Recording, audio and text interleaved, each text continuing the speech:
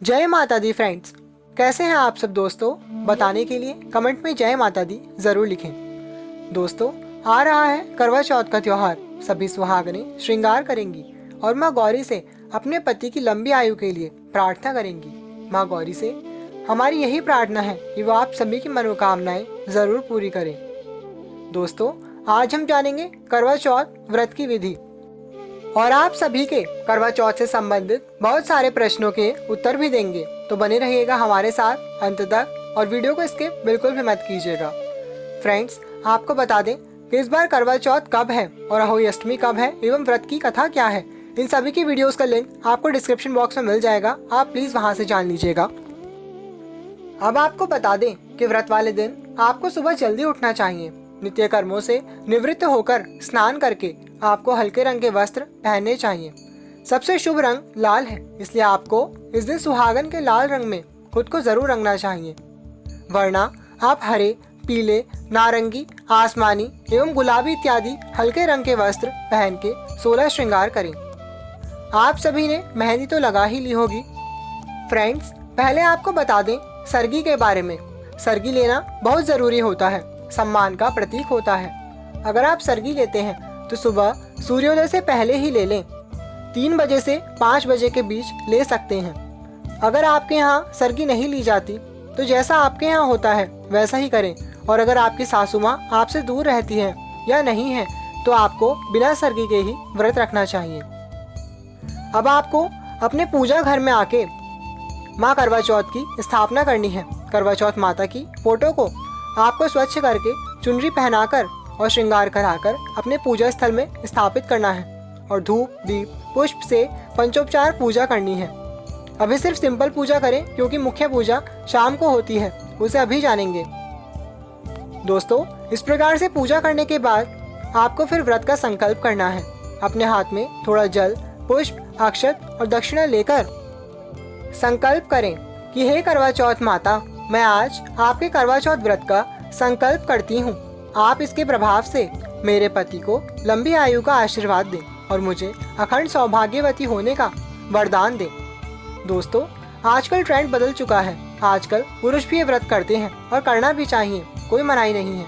दोस्तों, अगर आप वर्किंग हैं, अगर बीमार हैं तो आप ये व्रत फलाहार भी कर सकते हैं। वैसे तो ये व्रत निर्जला होता है, जल भी नहीं पीते, पर अगर आपकी दवाई वगैरह चल रही है तो उसे ना छोड़ें। गर्भवती महिलाएं डॉक्टर से कंसल्ट करके ही व्रत करें और ध्यान रहे कि आपके बेबी की हेल्थ ज़्यादा इम्पोर्टेंट है।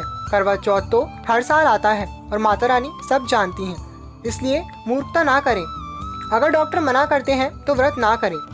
अब आपको बता दें कि अगर आप पीरियड्स में हैं तो भी आपको ये व्रत कर सकते हैं। बस ध्यान रहे आपको पूजा अपने हाथ से नहीं करनी है, बस व्रत का संकल्प करके व्रत रखें। अगर आप कुंवारे हैं तो आप ये व्रत मनोवांछित जीवन साथी के लिए भी कर सकते हैं। संकल्प में बोले कि माता, इस व्रत के प्रभाव से हमें मनोवांछित जीवन साथी मिले। फ्रेंड्स, इस तरह संकल्प करने के बाद आपको दिन भर व्रत करना चाहिए और जब शाम को पूजा का समय हो तब आपको 16 श्रृंगार करके ही पूजा करनी चाहिए। दोस्तों, आपको बता दें कि 16 श्रृंगार करने से स्त्रियों के पूजा की शक्ति और बढ़ जाती है, इसलिए श्रृंगार जरूर करें। फिर आपको भोजन में सात्विक भोजन बनाना चाहिए। लहसुन प्याज ना डालें क्योंकि उस खाने को पूछकर सासू माँ को बायना दिया जाएगा। पहले गणेश जी की पूजा करें। आपको पूजा में 2 कलश रखने चाहिए। एक उसमें मिट्टी का करवा रखें जिसमें नली हो। उस करवे को अच्छे से सजा लें। चावल पीस के उस पर मंगल चिन्ह बना सकते हैं, जैसे ओम, स्वस्तिक, श्री इत्यादि, या रोली सिंदूर से स्वस्तिक इत्यादि बनाएं। फिर उसमें जल भर के उसे एक मिट्टी के सिकोरे से ढक दें और उस सिकोरे पर कुछ अक्षत यानी बिना टूटे हुए चावल और दुर्वा घास रखें और उसके ऊपर एक मिट्टी का दीपक जलाकर रखें। कलश के मुख पर कलावा या मौली अवश्य बांधें। फिर आपको माता रानी का पंचोपचार पूजन करना है। उन्हें सिंदूर और श्रृंगार का सामान चढ़ाएं। चूड़ी, बिंदी, बिछिया इत्यादि आपको जरूर चढ़ानी चाहिए। फिर माता को भोजन का भोग लगाएं और फिर धूप दीप दिखाएं। भोजन में आपने जो भी पूरी, सब्जी इत्यादि बनाई है वो सभी आपको माता को भोग लगाना चाहिए। इस प्रकार से पूजा करके आपको फिर करवा चौथ की कथा सुननी चाहिए।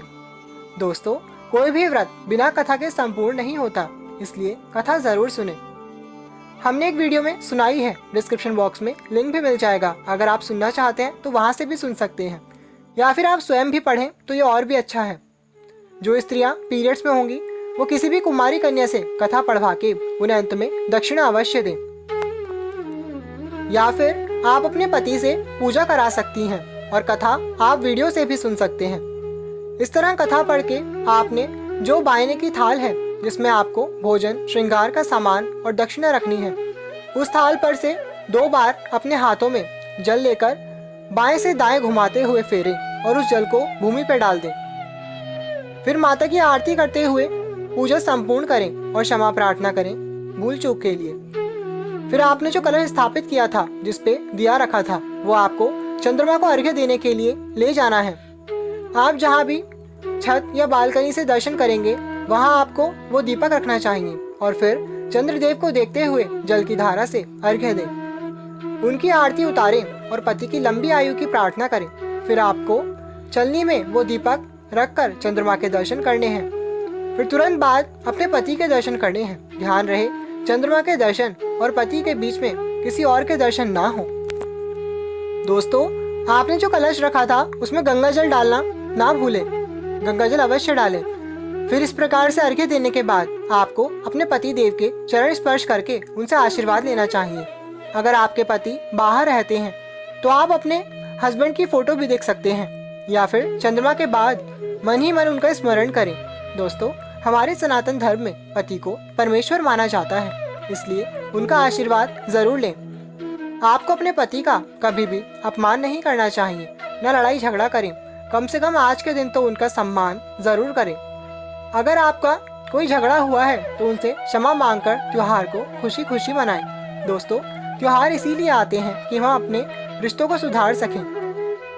फिर आपको उनके हाथ से जल पीकर अपना व्रत खोलना चाहिए। जो दूसरा कलश रखा था वो जल पिए। फिर आपको वो बायने की थाली अपनी सासू माँ को उनके पैर छूकर आशीर्वाद लेकर के भेंट करें।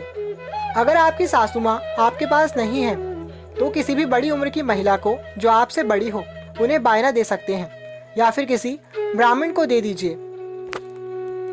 फ्रेंड्स, सबकी अपनी अलग अलग कंडीशंस हैं, इसलिए अगर ये भी पॉसिबल ना हो तो गौ माता को दे दीजिए। जो भोजन है और वो जो श्रृंगार का सामान है वो माता के मंदिर में अर्पित कर दीजिए। सासू माँ की अनुपस्थिति में आप अपना बायना अपनी जेठानी एवं अपनी ननद को भी दे सकती हैं। ये दोनों भी सासू माँ के समान ही सम्मानित स्त्रियाँ होती हैं। या फिर आपके आस पड़ोस में कोई भी आपसे बड़ी उम्र की महिला रहती है तो उन्हें दे दीजिए। या फिर आप ये बायने के भोजन किसी पुरुष को दे दीजिए जो आपसे उम्र में बड़े हों और आपके पिता समान हों। और जो श्रृंगार की वस्तु है वो किसी भी मंदिर में या किसी भी ब्राह्मणी के घर आप दे सकते हैं। जो भी कुंवारी कन्याएं व्रत की इच्छा रखती हैं और व्रत करेंगी, वो ध्यान रहे उन्हें बिना सरगी के ही व्रत करना है और शाम को चंद्रमा का नहीं अपितु तारों का दर्शन करके ही अपना व्रत खोलना है। ऐसा कहा जाता है कि जब तक आपकी डोली तारों की छाव से नहीं गुजरती तब तक आपको चंद्रमा का दर्शन करके व्रत नहीं खोलना चाहिए। ध्यान रहे आप सुहागन नहीं हैं, इसलिए ज्यादा सुहागन बनने की कोशिश ना करें। सिंपल व्रत करें और तारों को देख करके अपना व्रत खोलें। दोस्तों, इस प्रकार से करते हुए अपने व्रत को संपूर्ण करें। अब सबसे जरूरी चीज बता दें कि व्रत में कुछ काम है जिन्हें करने से व्रत का कोई फल नहीं मिलता। जैसे कि इस दिन आपको बाल, नाखून इत्यादि नहीं कटवाने चाहिए।